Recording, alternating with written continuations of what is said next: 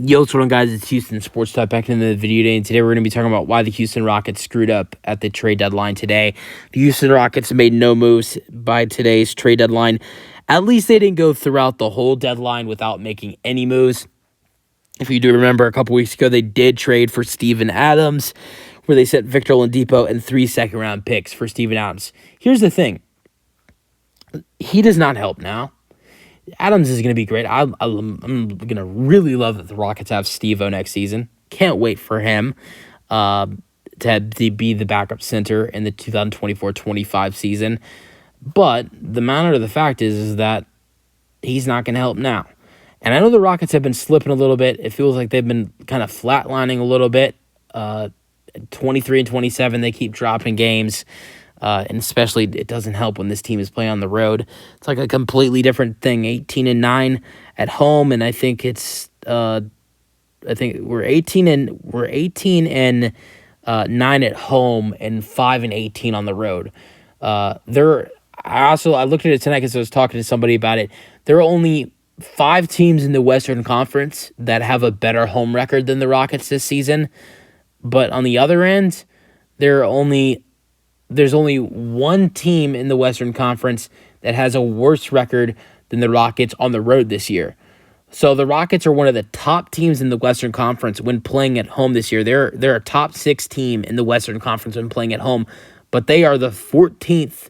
If you look at home records, they would be in 14th place. Away records, they'd be at 14th place.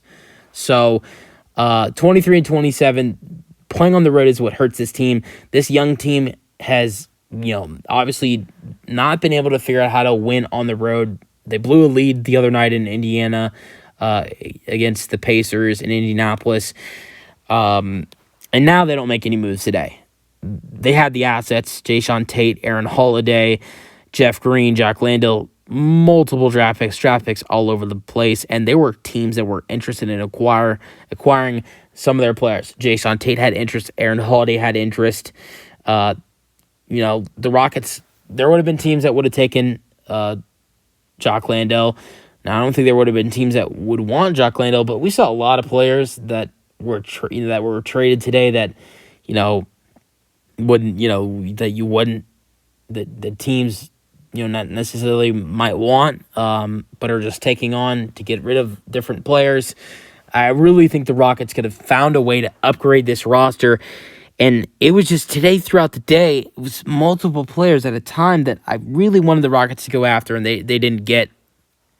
I really wanted to see the Rockets improve their three-point shooting this trade deadline, and they couldn't. And I'm just now hoping that the Rockets maybe make a move throughout the buyout market. I'm thinking about a shooting guard. Look, we are a terrible three-point shooting team, and I think with the buyout market, Joe Harris is a guy who just got waived. Evan Fournier, who got traded to the Pistons in that Bojan Bogdanovic trade, I think he'll most likely get bought out or waived. Those are 2 guys that are great three-point shooters. And look, I've said it for weeks now. You have to, if you're Stone, if you're Rafael Stone, you're this front office, you got to see the talent Şengün has, and you got to build three-point shooters around him. This is a terrible three-point shooting team. Hey, the team did shoot really well against the Pacers the other night, and no hate to the Pacers, and no hate to the Rockets either, but we did shoot 12 for 25 against one of the worst defenses in the NBA. And the Warriors just completely went crazy on the Pacers tonight. Curry hit 11 threes.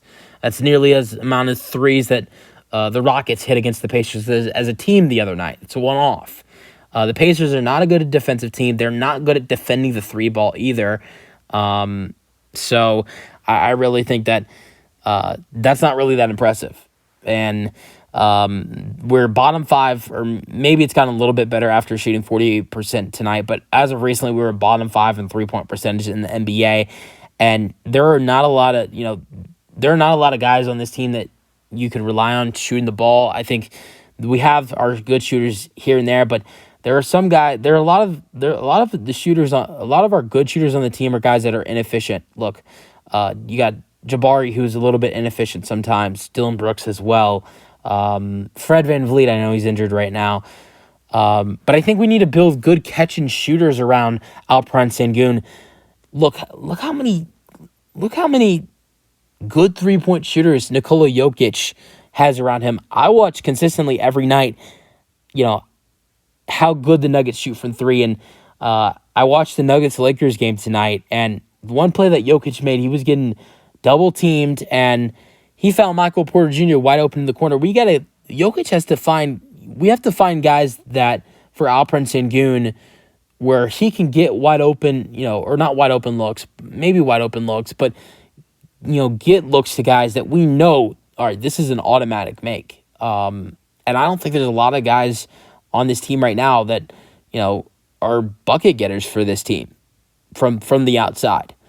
And, I would really love the Rockets to maybe go after two guys like Fournier or Joe Harris, who are really good 3-point shooters, and I think would be a good fit next to Alperen Sengun to come off the bench, especially with needing a shooting guard. I think it'd make not making any moves at the trade deadline a little bit better if the Rockets went after a guy like Joe Harris or Evan Fournier to improve this 3-point shooting. But still, I think there are other pieces that can be made to improve the 3-point shooting. Look, there were guys like Royce O'Neal, Kelly Olynyk, I think we could have made moves for. Look how cheap the Raptors got Olynyk for. Look how cheap the Suns got Royce O'Neal for. Those were two guys I really wanted the Rockets to go get. Those were my two dream targets for the Rockets. So I know the Rockets have, a decent rotation right now off the bench, but I think the Rockets should go after some shooting throughout the buyout market to improve their 3-point shooting. Look, I know, like I said, they've been flatlining, but they're 23 and 27, but they're only 2 games back. As of right now, they're only 2 games back. It might have changed because both the Lakers and the Jazz lost tonight. But right now, as last time I checked, they're only 2 games back from the 10 seed. It might be 1.5 now that the Lakers and the Suns both lost tonight. But it's either 2 or 1.5 games back from that 10 seed. You just got to win a couple games, and you're right back in it. And we've seen that this season from time to time. Win a couple, and you're looking good again. If you win 1 or 2, and then the Lakers or Jazz or even the Warriors drop a couple or even 1, you're looking better. It's that tight in the Western Conference where just a matter of a game or 2, and things can just be different like that. And to improve the 3-point shooting of the team would be great. And I'm still very disappointed that the Rockets didn't make any moves today, but I think the Rockets still could be effective throughout the buyout market, and they 100% should be to improve the 3-point shooting of this team, and maybe even the rebounding as well. Let me know your thoughts on the trade deadline for the Rockets not making any moves, and if the Rockets are active through the buyout market, what do you want to see them do? That's the video. Hope you guys enjoyed it, and peace out. Go Rockets.